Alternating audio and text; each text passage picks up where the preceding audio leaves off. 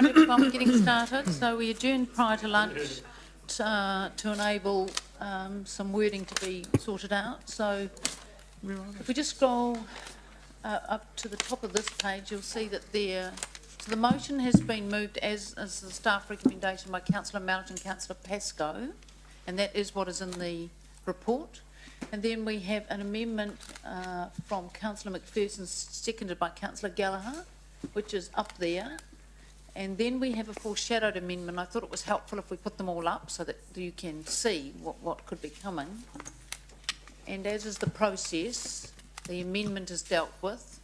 If the amendment is not passed, then the foreshadowed amendment is then put. And if that is not passed, then we go to the motion. So that's the order.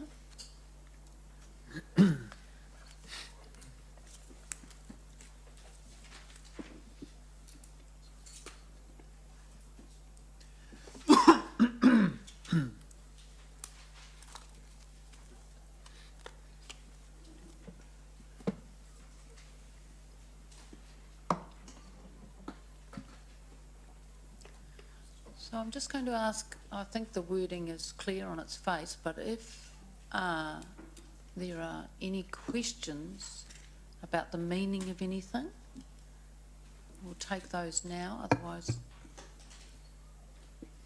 Clear? Everyone's clear what they say? Can we read them? Councillor Wilson, can you read them? No, it's really bad. That's why we're looking forward to the new system, of course. And on that matter, is the new system, how's that going? Chief Executive? I can't give you an update, so I haven't received one in a few weeks. So last I heard it was on track. It had been dispatched. Has it arrived? It's a KPI, isn't it? Because it's due to be installed, ready for the July council meeting. So we wait in anticipation. You're not going to say that it won't meet that time frame, are you, Mary? I love show of hands. Actually, I'm going to say that they're working more towards the August meeting. Well, they'll have to re-engineer that. Which isn't actually saying it's not Take going your to make time. the July meeting. Well, the chief executive will need to step in. Looks like I won't be making the August council meeting. No, because it was supposed to meet the June one, and now then it was July. Sometime in the new term, perhaps. All right, so there. It's like all So IT can everyone? Has everyone now read those words? And are there any questions on the wording? I think it's pretty clear. Quickly roll up the King Wilson one. If you Just don't roll up the foreshadowed amendment. Perhaps just show it on its own. Could you just scroll up, please? Keep going. Right. Can people see all that?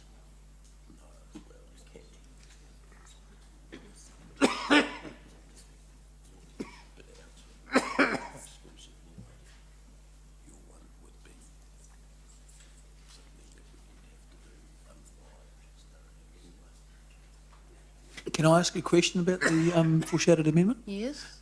Andrew, is it your intention with B that all three councils would have to agree for water meters? Is that right? No, this council needs to make the decision on whether the people around this table would need a majority vote.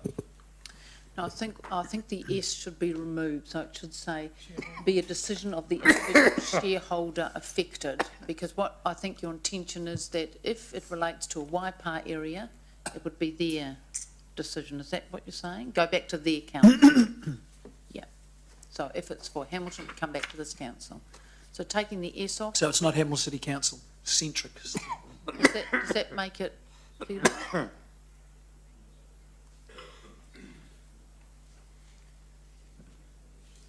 That's right. Just a clarifying question too, does the word decision in B mean a majority decision? That's the way you make. Is that taken as read, is it decision means majority? In the context of that table, it means that the decision will be made by this forum, the shareholder council. Yes, I realise that, but is that decision would be a majority decision of the affected council? Yes, absolutely. Yeah. Yep. Yes. So we don't need to have the word majority decision in there for clarification. Anything that comes to the council is by majority decision. Okay, so there's no other questions on that. The only question I have on the foreshadowed amendment is the governance group to report back on the outcome of those discussions, or is it to simply, what happens to the matter if the discussion doesn't go anywhere? Where do you want it to then go? Do you want a report back here, or what? No, that will be for the working group or the three councils or that group to make it work based around this decision. Okay, so, but what I'm asking you is, if it can't, what then? Well, then, if they don't accept this resolution for Hamilton City to make its own decision on water meters, then the Three Waters agreement that we're talking about would fall over. Okay. So, C says that it's adopting the rest of the agreement, is it?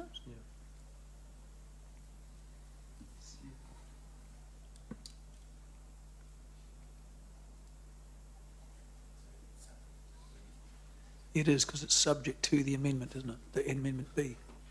Just getting it clear. If I can help, I think it is, because one assumes that since it's foreshadowed, it will have been put in the circumstance that the amendment fails, Yeah, no, I'm talking about though, does in which C case mean, then, does C mean that the agreement is adopted subject to, so therefore if D can't happen, there is no acceptance of the rest of the agreement? That's correct. Okay, all right, I just wanted to check that, okay. Right, so people are clear on that? Yep, good. All right, so there's no other questions on those, so the question I have now for you is, do you want to, I think the best way to proceed is to debate the amendment and motion together. Because if in the event that we need to go to the foreshadowed amendment, then we can debate that separately. Are people comfortable with that? yes. So you won't be putting your hands up to speak. I know you won't be, Councillor Wilson. But is Would you that, mind- yeah, is that the- process okay? Sure. Would you mind just going back to the original motion? Yes, we'll Thank flick you. up. So we're dealing with the amendment and the motion first for speaking. All right? I was just going to Question? say, Your Worship, some people may choose to refer to elements of the foreshadowed motion in there because some of them I was going to, without knowing what that was in there, because it forms part of my discussion. All So right. I'm not deliberately So- trying to change the process. No, I'm no, just no, saying. I'm just trying to be expedient really Yeah, and sure. practical. So should we just all deal with them all together? Because I suspect that some of you will refer to the foreshadow when you're speaking. What do you want to do? Are we all happy to just speak all together about them all? Because I'm sure you've formed your view about your decision making, so. Okay, we do that? Yep? Yep. Are people happy with that? Yes. Councillor King, you happy with that? Let's go to the board. Yep. I'm with you, but I'm sure there's, surprisingly, Councillor Mallett, that you would say that because I'm sure you would want to speak. Your Worship, just a point there, you did say, I'm sure you've all formed your opinion, but I think one of the principles of the Local Government Act is that we have to have an open mind until we actually go to vote. No, I totally agree, but what I'm trying to get here know. is you will have sussed it all out, right? And you know what you're going to say when you're going to speak. It's a But if good you've got a recovery, Your compelling presentation, you may, of course, think, yeah, I didn't think of that, which does sometimes happen. Okay.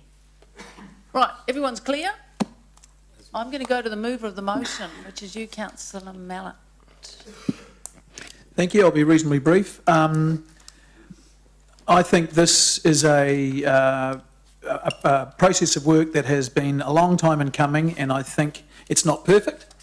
I think there's some escape valves in the public consultation process. There's another council to be elected that'll be looking at this as well.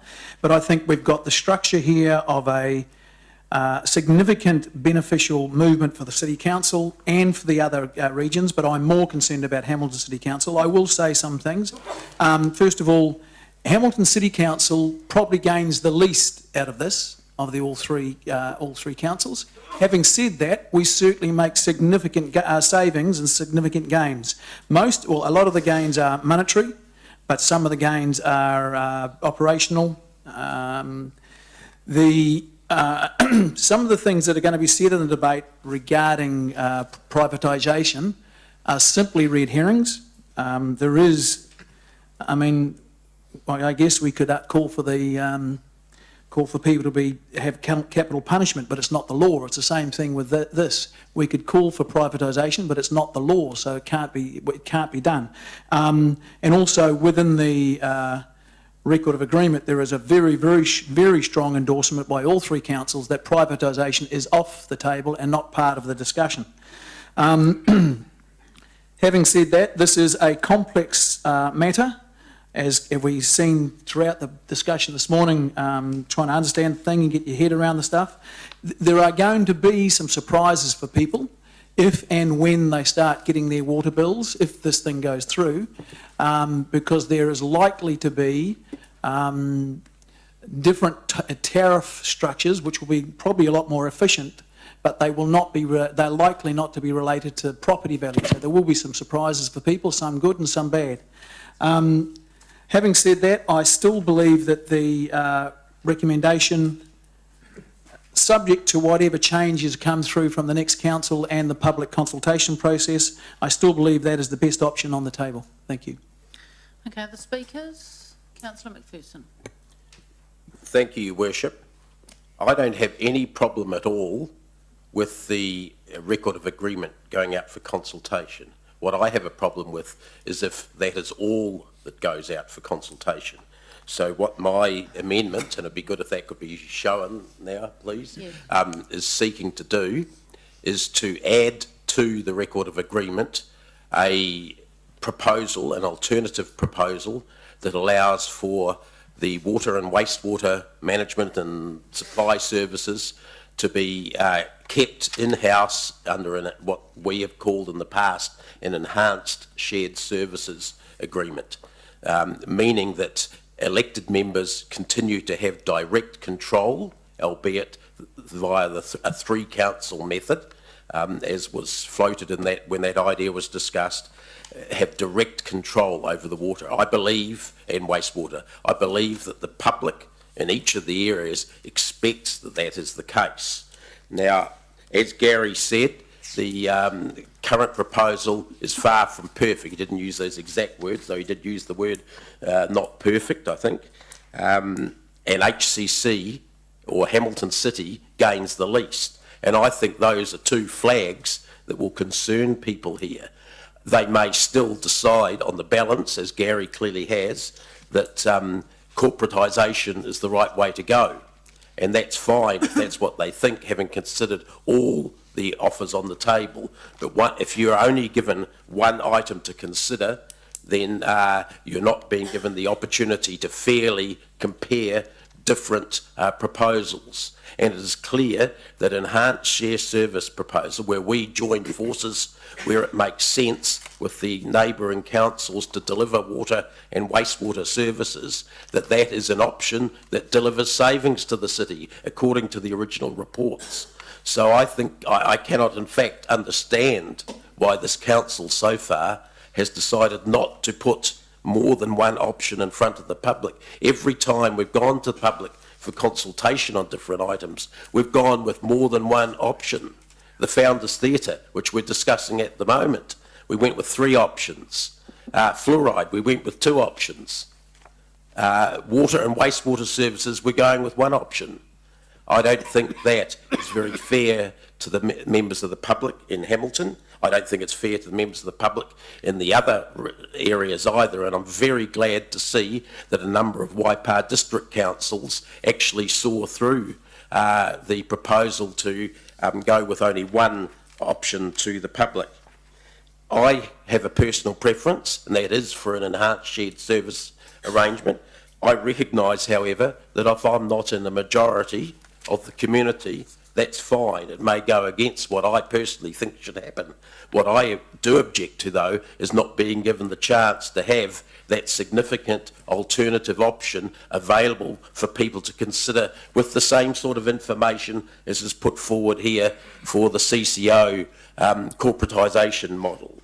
I believe that that CCO model delivers a loss of direct control. I think that's absolutely certain. We have a loss of direct control of the operations under this system of our water and wastewater services. Look at what happened with the ports of Auckland. It's happening also with the Littleton Port and the Christchurch City Council at the moment. There are issues down there. Look at the lack of control not only ordinary Joe and Jane Bloggs and the community had, but also the City Council themselves in Auckland, the lack of control they had. They had to spend megabucks on lawyers to try and change the course of action. They had to threaten to sack directors. A very cumbersome situation if you don't like the direction your CCO, even if you own it, is going, even if you own it 100%. And I don't think we want to get into that game. I think if we think that's somewhere we may be heading towards, if you're sensible, you would actually look at a shared service arrangement for 10 years or so and say, let's see how that pans out. Let's see if the promised savings, the great promised land of all these savings that can never be measured and can only be estimated in advance, let's see if they come true. Let's see if there's more that we can do, having been successful in our first attempts. I think other things that are certain to happen, or near certain, are water meters. Now, it's clear that the case for water meters is the groundwork for them is being prepared. It's clear, blind Freddie can see that with the other two councils having residential water meters in place, it is inevitably going to be pushed further and further forward for Hamilton City Council, and that depending on who's elected will probably determine how quickly that is pressed. And I think also, and I say this to Councillor Chesterman particularly, privatisation is likely further down the track.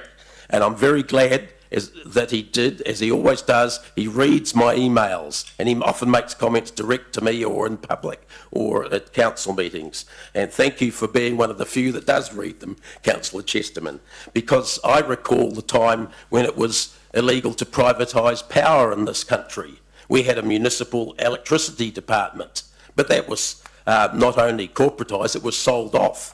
And now we've got a private power industry in this country created out of a public one. And yes, a law had to change, but it wasn't that hard for governments of the day, of whichever colour, to change the law to do that. And it won't be that hard here. They did it in the UK. They did it with power, with water. They did it with power in New Zealand. Why couldn't they do it, and why wouldn't they do it with power in this country? I think if you start the steps down that road, you need to be aware of the likely consequences, not just the things that can be legally done at that point in time, but what may happen further down the track.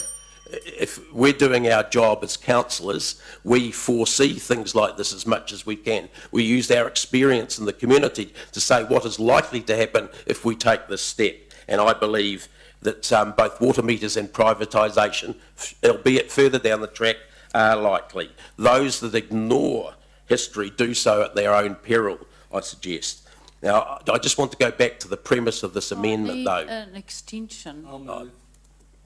Thank you. So the bell, sorry, because the board doesn't work, the bell is used. I was looking for the flashing lights. Yes, so I think you're probably on about 10 minutes now by the time they got going on it. But anyway, you've got an extension? Thank you, Your Worship. I will try and be quick, but I have to now retract to where I was. I might have to start again. No, I won't do this. I just want to recap what the resolution, the amendment's about. It's not about saying Gary is wrong, or Rob is wrong, or the working group is wrong. It's about saying that's one option, and it is the majority favoured option to date of our council. There's no doubt of that. It's the majority favoured option of Waipa Council. It's the unanimous favoured option of Waikato District Council, but it is not the only option that makes sense and will deliver savings. So what's the other one that also would do that? That's the point that I've got in option 2 up there, the enhanced shared service agreement where the three councils work together but retain control of those services. Thank you. Okay. Any other speakers? Councillor Pascoe? Yes, I'm speaking in favour of the motion, and I think that the advantages of a CCO are compelling, and I believe that with a robust consultation, it will prove that improving water quality and supply, along with the huge cost savings that are predicted, will prove to be a no-brainer as far as our communities are concerned. I do, though, want to speak about the enhanced shared services and emphasise to Dave that in the first iteration of this water's journey, Gary and I did work extremely hard and push very hard with Cranley to thoroughly consider what the advantages of enhanced shared services would be in terms of the options that we were looking for in that report. And if there was any suggestion of Cranley glossing over it to move towards a CCO, most certainly we put stops in place to make sure that we did do a fairly thorough examination. I think if you go back to that report, you will find that that there is considerable detail in that report around enhanced shared services in terms of cost savings, advantages, and what the disadvantages were. So I think that first group really came to the conclusion that the CCO was the best outcome because the measures weighed strongly in favour of a CCO and left enhanced shared services a long way behind. That, of course, doesn't stop the view that that could still be considered going forward. Just to also add on, I've had a very quick review of the local government amendment bill, which is currently before Parliament, and around the privatisation and the profit-orientated business of a CCO. It's quite clear in the new legislation under Section 56F that the government is continuing to hold out that privatisation is not one of the options available to councils, nor is the ability of the organisation, a water services council-controlled organisation, to pay a dividend or distribute any surplus back to its shareholders. So it is very, very clear that even in the current thinking in central government, privatisation and a profit-making entity, which is something we normally associate with a CCO or a limited liability company, is certainly off the agenda there. The other clause, which is also relevant to what we discussed at question time this morning, was around the ability to appoint directors to the CCO who might be elected members. And clause section 57 specifically excludes that, and I'm not quite sure what government's thinking is there, but quite clearly they don't want, particularly in council-controlled organisations which involve a number of councils, they don't want elected members to be directors of those organisations.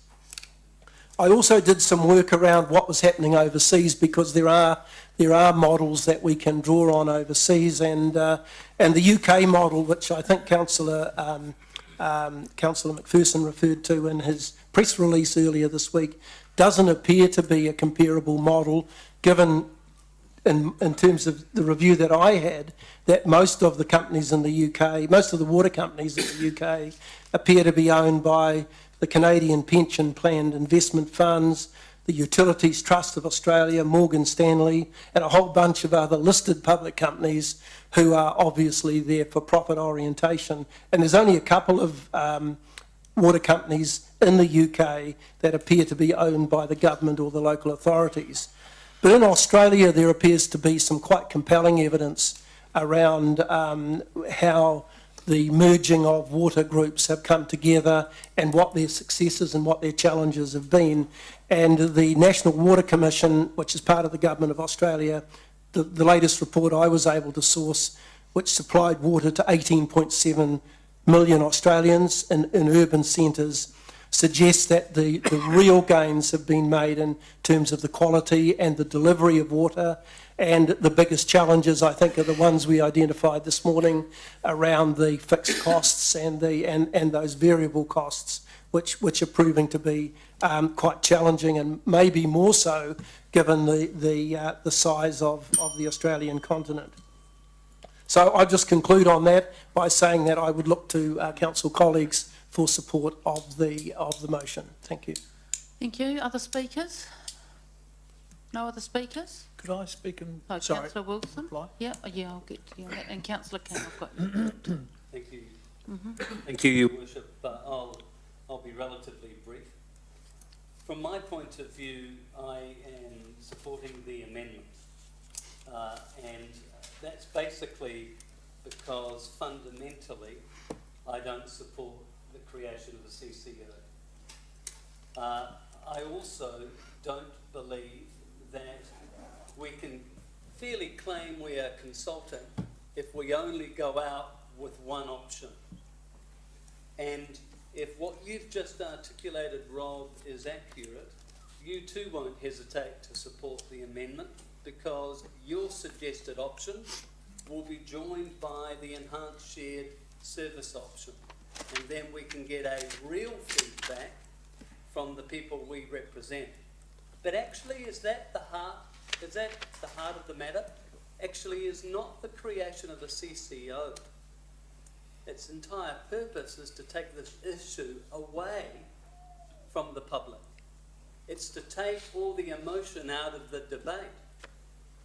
Because what we really want to do is we want to put water meters in. And that ultimately, what may ultimately happen is we might privatise them. But we know if we say that up front and be honest, we'll have a bit of a riot. So the way we structure this is we put forward this great example of why we want to create the CCO, while saying, no, look, legislation doesn't permit us to be privatised. Well, let's be honest. Governments around the world frequently change the laws to suit themselves at the appropriate time. But it's very clear that the current legislation would enable the immediate implications of water meters that would have a detrimental effect to the people who least can afford it. So from my point of view, I think at the very least we should be doing is going out with both options for the people to be able to respond. Otherwise, this claim that we are consulting, I think, is a farce. And the second thing I think we should really start to look at is the fact that by not going out with both options, we are really saying to the people that we are removing that element of democracy, because elected members will no longer participate. In fact, you're deliberately excluding them. Why? Because we know it will be an emotive issue, that actually what you want is highly paid corporates sitting around the table making decisions best for them rather than the population. And we see it again and again. I see it for the last 14 years on the health board. Governments love the idea of democracy, but they don't really want to surrender it because they really still want to control it. So this is just yet another mechanism that they're going to use to limit the influence of the people and us as elected members. So for those two reasons, I'm supporting the amendment. In the event that the amendment is lost and that the foreshadowed amendment becomes an issue for debate, what I'm simply saying is, if you strongly feel that I'm using emotive language and I'm exaggerating, then you will feel very comfortable in enabling the foreshadowed amendment to become part of the motion. Because what you're saying is, actually, ultimately, it will come back to this chamber for a final discussion point. And the very people we represent will be able to lobby us and put forward their concerns. So that none of us should be fearful of the foreshadowed amendment if, in fact, the motion is successful. Thank you. Councillor King? I'm speaking for the foreshadowed amendment. So if you can go to page 13, And the very bottom line, implementing water meters. What I'm asking for is the tick to be moved from the CCO board making the decision to individual shareholder, which is this council, making the decision on whether Hamilton City gets water meters or not. Water meters do cost. They cost to read. You've got to send accounts. You've got to repair them. You've got to replace them. And they're used to measure the amount of water that you use. The cost of the meters could be as high as effectively doubling your bill on an ongoing basis. Or it may make no difference to what you're paying for your water at the moment. We don't know, because we don't know what model is going to be used. The decision on whether and when Hamilton installs water meters should be made by this council, by Hamilton City Council. This decision-making table, the members elected to represent Hamilton by the voters. We shouldn't be palming this important decision out to a third party. And I wonder if that's what's driven this whole thing.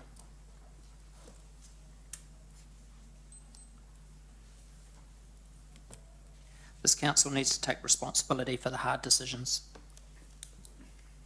And this is probably one of the biggest decisions this council's made in the last 3 years. So please vote to keep this decision in-house. The decision to install water meters, keep democracy alive, keep this decision around this table. Don't entrust it to other people. Thank you. Councillor Gallagher? Yes, thank you. I obviously speak in support of the amendment. If that amendment is not successful, I will be voting initially for the item C under the foreshadowed around water metering, and then ironically, because it doesn't encompass both the models, and I'll vote against the substantive. But I think the two critical elements of the debate today is the right of the public to be able to test and tease out in a genuine consultation, not a sham consultation, a genuine consultation. There are two alternative models, and that's what the amendment attempts to do.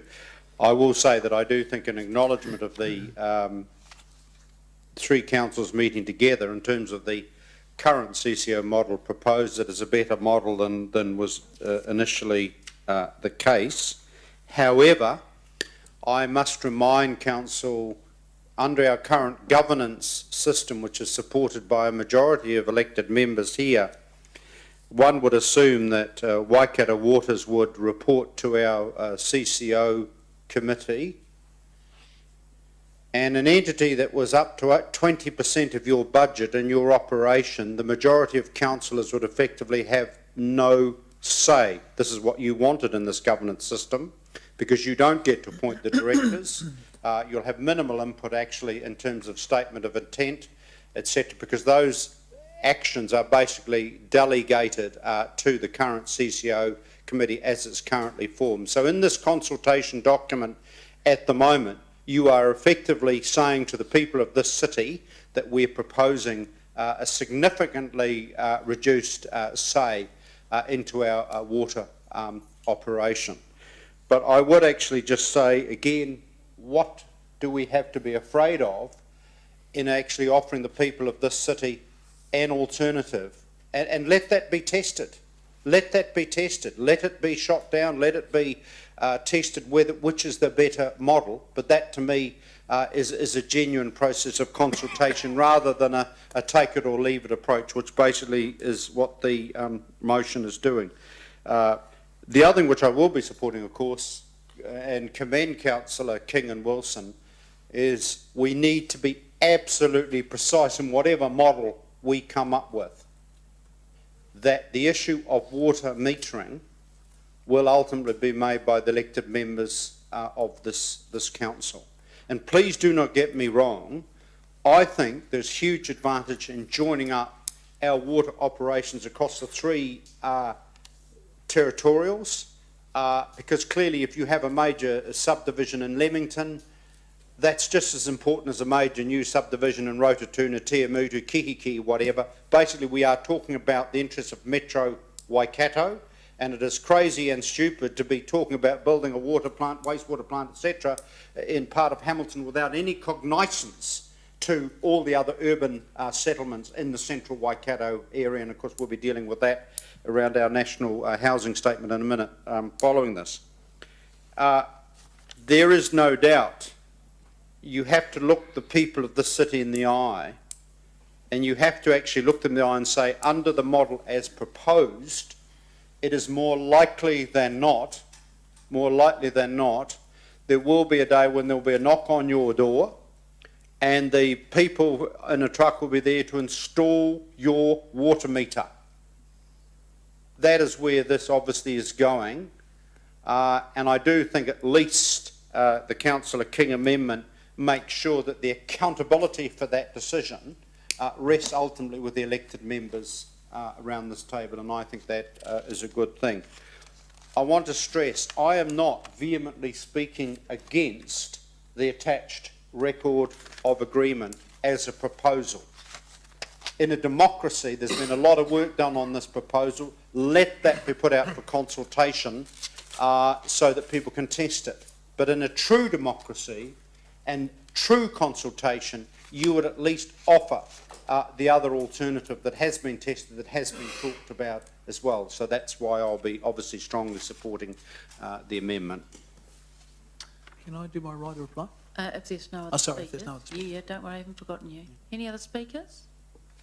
Okay, I might make some comments. I want to start by acknowledging the councils, Waipa and Waikato, and the way in which the three of us, in a collegial fashion, went through this process. Because it has been a long process, and my experience in it, which has only been at this end, has been that has been conducted in a very collegial way.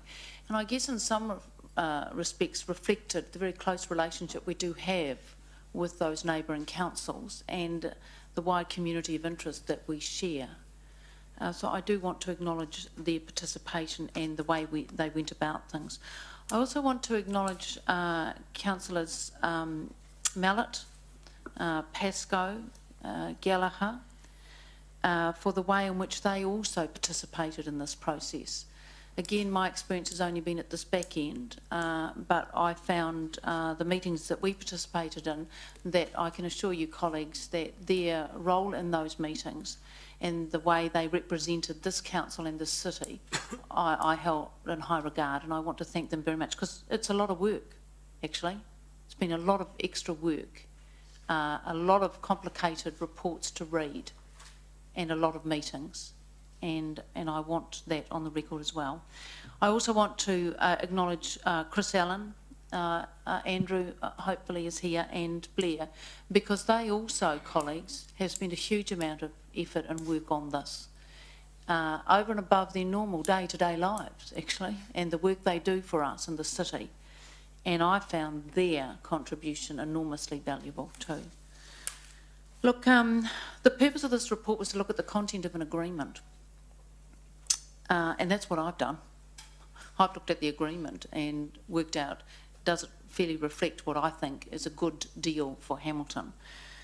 If I canvass the journey, we're sitting here probably 2 years after we first accepted in principle the business case that was put to us. So that's 2 years. 2 years. At that time, we also asked that the shared services model be explored. And that was accepted by our neighbours and included in the work that was then done. And then, of course, this council had a number of touch points on that. October, Cranley were appointed. We had a group working in that forum. That was Councillor Mallet and Councillor Pascoe. We then had last year, we had July, it came back to us, we analysed it all. October. I guess my point in highlighting those is we've had a lot of information and a lot of opportunities to give our views. And the majority of this council has said proceed with this option down this track, and that is what we've done. I'm happy with the content. I don't accept what the foreshadowed amendment says. And these are my reasons for that. This point was actually discussed quite extensively in the collaborative meeting, and Councillor Gallagher and Councillor Mount will recall that.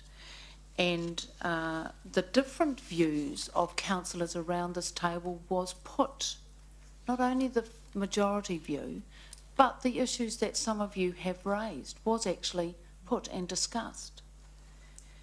And the outcome was actually a different position to what our neighbours had taken. And that was in terms of who would make the decision about the principles, so that ultimately would give us the balance of power on that decision, because we are the majority shareholder. Those principles are yet to be determined, but my view, colleagues, is that that will be the opportunity for the new council to make sure that any concerns they have about who might make that decision and how can be encapsulated in those principles. So I do believe that adequately covers the points that have been raised this morning in the debate. It is a check and balance, and the favour of it is held with us because we are the majority shareholder, and that is unlikely to change at all given our size and scale. I'm curious, I like that word, don't I? I'm curious that no one actually focused on what I thought was one of the most important aspects of this agreement, and that is the one about growth priorities, because that is the area that we spent a considerable amount of time talking about. And I note that Gary and Martin are nodding. No one's raised any questions about that. I did. Yes, you nodded, that's what I'm saying. You realised. About kihi, Yeah. that's what I meant. Oh, we got lost there. Sorry, Martin. Sorry. Because determining that and the process to determine that is critical for us. Critical. And I can tell you that what we wanted, thank you, is in the agreement. And that again enables us to have a significant say in how those will be determined, because that enables us to maximise the benefits of what the CCO eventually will give to us if ultimately it is put in place. I don't accept that the amendment is needed. We've hashed this out, and correct. But I take the view that we are elected, that we have gone through this process over 2 years with in-depth reports and analysis, and a huge opportunity to have a say as elected people, and that is our job. We are elected. So I'm comfortable with where it's landed. The other proviso about that, of course, is that the new council may say in the consultation process, put it in. So there will be another opportunity if the new council thinks that is important. I think we're actually midway through the process, to be frank, and I think there's still quite a long way to go. And over the next couple of years, we'll see where it goes, and different people will make those decisions. For me, I'm comfortable with the content of the agreement, and that's what this is about. I have supported this journey because I have been entirely focused on what I think is a simple question. Will this give a better outcome to the people that we represent? And I look at both the financial and non-financial benefits, and those are articulated in the document, and that is what my focus has been. And what that tells me, after 2 years of expert reports and discussion and working groups and negotiations, whatever way you cut it, there are significant financial benefits and there are significant non-financial benefits. And that, at the end of the day, in my view, is what this decision is all about. So I am supporting the motion. Councillor Mallett. Thank you very much. Just want to clarify one point I said in my earlier speech, that Hamilton gains from this but doesn't gain the most. What I was saying, in relative terms, council does not gain the most. In absolute terms, of course, in absolute financial terms, we save, according to the Cran report, $52 million in the first 10 years, over $250 million in the next 28 years. They might be a little bit speculative, those savings. Is that a guarantee? No, there's no guarantee on that. I just want to also just address the concerns over shared services that Dave Roseberry and others have talked about as well. There's a world of difference between a shared services model and an organisation that owns the assets. If you want an analogy, just think how differently you treat, how differently you invest in your own house or your own car versus a rented house or a rented car. And Martin raised the point then about, where do we put the water plant? Do we put it in Kihi or do we put it in Hamilton? If you own the assets, if the local authority owns the assets, they'll put it in Kihi, even though you could have one in Hamilton that services both. So that's the dichotomy you get in the way that management will deal with things, shared services versus an asset owning CCO. Dave also spoke about with the CCO, what do you do if the CCO shared services versus CCO? What do you if you do if the CCO goes rogue in terms of not doing accountability with regards to its customers? Well, he said, okay, all we could do was sack the directors, and he said that was quite a painful and slow process. Well, actually, sacking a board of directors is not that particularly slow and particularly painful, and it's a heck of a lot easier to do than sacking a council. Your only opportunity to sack a council is once every 3 years. And the difficulty you have is the board of directors of a CCO are totally focused on the water services. The city council, whichever one it is, will be focused on water services, roads, parks, museums, pubs, district plans, all sorts of things. So in terms of accountability, the CCO the spotlight is absolutely laser-like focused on the CCO, whereas with the City Council it's very, very difficult. You've got a whole lot of diverse views come election time as to why people vote in one council or don't vote in a council. So in those regards, I think the CCO is certainly a better option. And with regard to the foreshadowed motion, I totally know where Andrew's coming from, and for what it's worth, I would be comfortable with both. I certainly prefer the motion as it is. I don't agree with the amendment.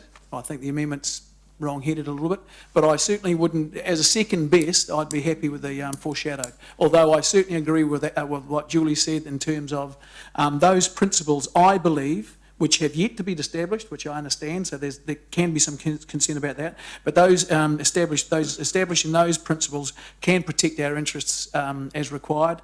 But if it makes the thing go through easier, the foreshadowed amendment would be acceptable to me as a second best scenario. All right, so we're now going to vote, so we have to use our hands to vote. So we are voting first of all on the amendment, so just so that we're clear there. Everyone clear? We're voting on the amendment. So those in favour of the amendment, can you raise your hand? Those for the amendment are Councillors Gallagher, McPherson and Wilson. Okay, those against? Her Worship the Mayor Hardacre and Councillors Chesterman, Young, Pascoe, King, Mallett and Tooman. The amendment is declared lost. Right, so now we go to the foreshadowed amendment. So if you could just roll the page up so we can see that. So we're now going to vote on this, becomes now the amendment. So we're going to vote on this one. So all those in favour of that amendment, raise your hands. Those for the amendment are Councillors Gallagher, King, McPherson and Wilson. Those against, raise your hands. Her Worship the Mayor Hardacre, Councillors Chesterman, Young, Pascoe, Mallett and Tooman. The amendment is declared lost. Right, so now we're going to vote on the motion. If you could put the motion up, please. Okay, so all those in favour of the motion, can you raise your hand, please? Those for the motion are Her Worship the Mayor Hardacre, Councillors Chesterman, Young, Pascoe, Mallet and Tooman, Those against? Councillors Gallagher, King, McPherson and Wilson. The motion is carried. Okay, and can you also note those that are absent, because we have 3 councillors that are absent. Your Worship, Yes. before we finish, I'm wondering if I could ask the Chief Executive a subsequent question in relation to process. If members of the public were to want to propose through a petition a referendum on this issue, at what stage would they have to do that in order to have that, the results of that given to council at the time that the new incoming council, at the time that comes back to council? It's a new area for me, Councillor McPherson. I'm actually looking at Blair to see whether I can pass the back Do to you him. need to find that? I do need to find that out. Maybe So I have to go away and find it out. Yep. And then we can come Thanks. back to it, Yep. either in this meeting or the finance meeting. Okay, so we have another, thank you very much for coming along too. Very appreciated. Thank you, Blair. Right, so we have another item, councillors, which is the one to do with the national policy statement. So the submission has been circulated and there was an opportunity to give some further feedback on it. So unless there are any further questions on it, I'm trying to find it. I've written right over the back of it. Just sorry.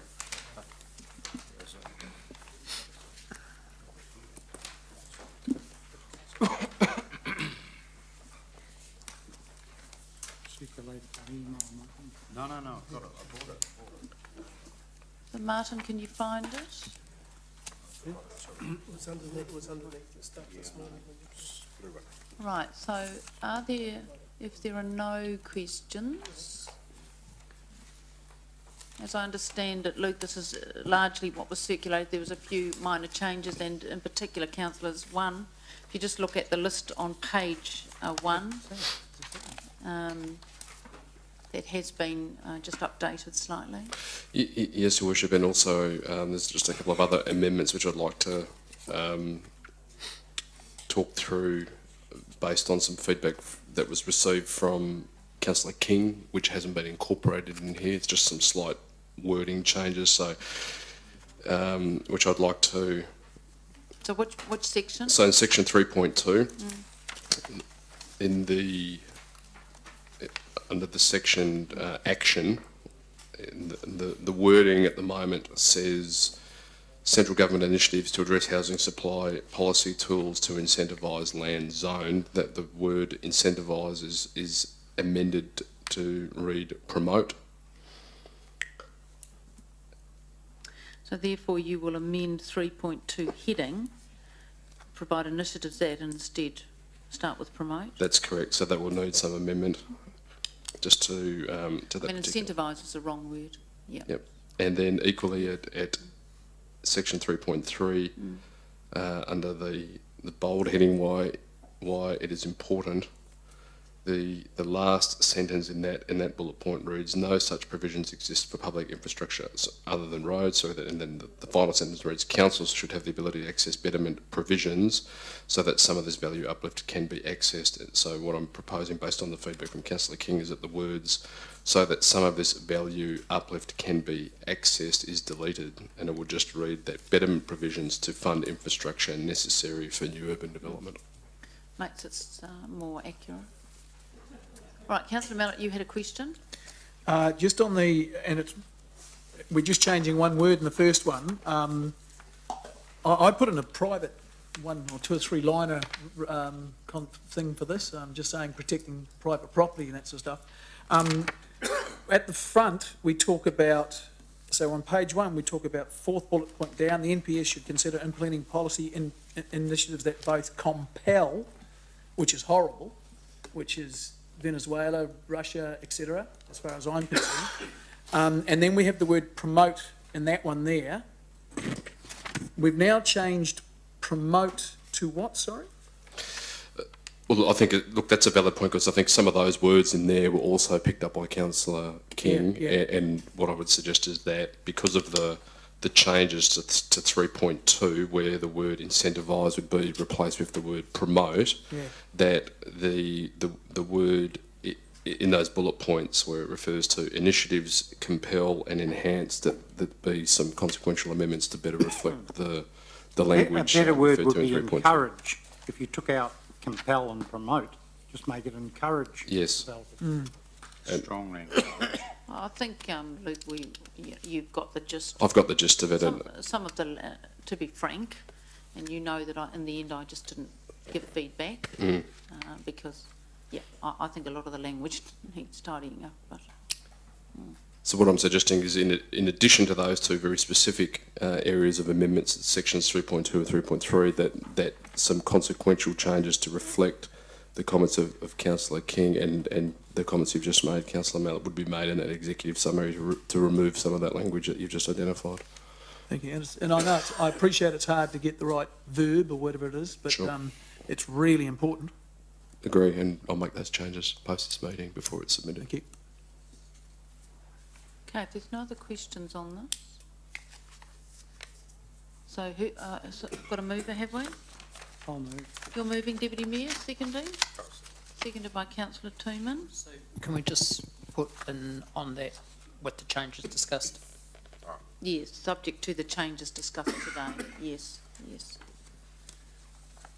Okay. I'm actually going to speak to this because I feel I'm compelled to. I actually think the content of what we want to say is in here, and I guess this is to the Chief Executive more than anyone else. I don't feel that the format of the submission is adequate, and I don't think it's written in language that articulates clearly our position or in any shape or form advocates that position. And I think that's actually a shame, because I think what we've got to say is really important. I think it is all in here, but it's not in a form that compels the reader to accept it. But you know, it has to get in, and I accept that. And also, it is a complicated issue. You know, there's a lot of moving parts in it. But I guess to the Chief Executive, I do think that the way we do these submissions in terms of the presentation, the language, and how verbose they are, needs to be seriously looked at. Because, to be honest, I just don't think there's enough clarity in this to really compel anyone to respond to us. The good news, of course, is that because we are a significant player in New Zealand, and because we do have a good relationship in Wellington, and they do listen to us, they will read this, and that they will sift through what it is that we're saying. And hopefully there will be some commonality from other councils, which as I understand it, there will be. So that's good. So that was just the only comment I want to make. It's not about what we're saying, because I think what we're saying is right. It's the format and the way it is written that just is lost. I made some notes, Your Worship, thank you. Yeah, so I wanted to say that in public because I say it all the time, but not in this chamber. So I've said it now, it's on the record. Okay, Councillor King. Yeah, I'll speak to this. I see this as the biggest change that's come since around 1990 when the RMA first came out. This is central government getting involved, and I think there's a lot more to this than meets the eye. Agreed. And a lot more coming. This is a huge thing. Agreed. This is something that really council needs to get their head around, because it's going to come back, and this is central government taking a bit of control to push things forward. So it's exciting, and yeah, I just think it's a far bigger thing happening here than what most people have seen on the surface. Yeah, look, Councillor King, I thoroughly endorse what you say. This is significant and important stuff. Absolutely. Okay, so I'm going to... Yes, Councillor Gallagher? Totally agree with the observations, obviously, and I commend any central government that is getting the need to work together with local government to build a Kiwi dream. And that's about getting our young kids into homes. It's all about that. And I know this is not the only document in town, but certainly I'm looking forward to Hamilton, our city, being a true and good partner with the central government of whatever political colour to achieve the aspirations, particularly for our younger people in this community. Okay, so councillor's going to put it. All those in favour, raise your hand. Any against? No, none against. Carried, thanks. Thank you, Luke. Thank you.